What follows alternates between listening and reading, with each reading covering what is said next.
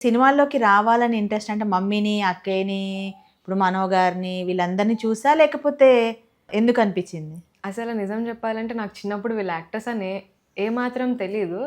ఒకరోజు చూస్తుండగా కబోర్డ్‌లో నుంచి అవార్డ్స్ అవన్నీ బయటపడుతుంటే, "ఏంటి మమ్మీ ఏంటిది?" అని అడిగితే అప్పుడు చెప్పారు. అప్పుడు మేము పెద్దయ్యేంత వరకు రివీల్ కూడా చేయలేదు.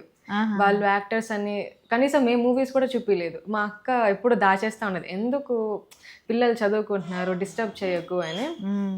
అవన్నీ చూసి నాకు కూడా ఆశ కలిగింది. నేను కూడా వాళ్ళలాగా అవ్వాలి, నేను కూడా రావాలి అనుకోని ఇంకా నేను కూడా రీల్స్ కూడా చేసేదాన్ని.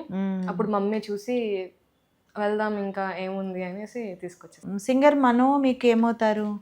అంకుల్, మామయ్య అవుతారు. మామయ్య అవుతారు. అంటే ఎట్లా మీ రిలేషన్ అది? మా అమ్మమ్మ సైడ్. ఆహా! అమ్మమ్మ సైడ్. మా మమ్మీని కూడా ఆయనే తీసుకొచ్చారు మూవీస్‌లోకి. వాళ్ళు పెట్టుకున్నారంట. హ్మ్. మంచిగా చూసుకునే వాళ్ళంట మమ్మీని. హ్మ్. చిన్నప్పుడే వెళ్ళిపోయారు మా మమ్మీ కూడా సినిమా ఫీల్డ్‌కి. అయితే మమ్మీ సినిమాల్లో చేసేటప్పటికి ఇంకా మీకు మీరు చిన్న పిల్లలు కూడా కాదు, మ్యారేజ్ కాకముందే అనుకుంటా కదా? మ్యారేజ్ కాకముందు. మేము అప్పటికి పుట్టలేదు. మీ సిస్టర్? మా సిస్టర్ కూడా అప్పుడే అనుకుంటా పెళ్ళయింది మా మమ్మీకి.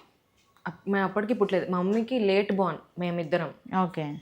అప్పుడే పెళ్ళయింది. మమ్మీ ఎళ్లారు. మా అక్క కూడా పుట్టారు. మా అక్కని కూడా పంపించారు cinema field. Baby cutting hair ఉన్నప్పుడు మా అక్క కృష్ణ గారి అబ్బాయి మూవీలో చేశారు. Child artist. Child artist.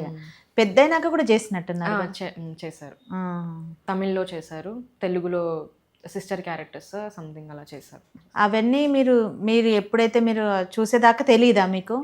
అసలు తెలీదు. అసలు ఎలా బయటపడిందంటే అవన్నీ చూస్తూ ఏంటి పేపర్స్ ఉన్నాయి, న్యూస్ పేపర్స్‌లో ఉన్నారు. న్యూస్ పేపర్స్‌లో మా అక్క కనపడుతుంది. మాకు అర్థమయ్యేది కాదు. ఏంటి అప్పుడు చెప్పారు ఇలా చేసాం, ఇలా అయింది అని. మేము అప్పుడు క్వెషన్ చేసాం. ఎందుకు మమ్మీ ఎందుకు వదిలేసి వచ్చారు? నేను చెన్నైలో ఉండుంటే నేను చైల్డ్ ఆర్టిస్ట్‌గా వచ్చేదాన్ని పైకి అని చాలా చెప్పాను. ఏ ఏజ్‌లో అది? 7th ఆర్ 8th క్లాస్‌లో ఉన్నప్పుడు బయటపడింది. అప్పటి వరకు చెప్పలేదు. ఆహా! చెప్పాలనుకోలేదు ఫస్ట్. బట్ చెన్నైలో ఉంటున్నారు అని తెలుసు. ఎందుకు ఉండేవాళ్ళో తెలీదు. అంటే అప్పటికే హైదరాబాద్ షిఫ్ట్ అయిపోయారా? లేదు.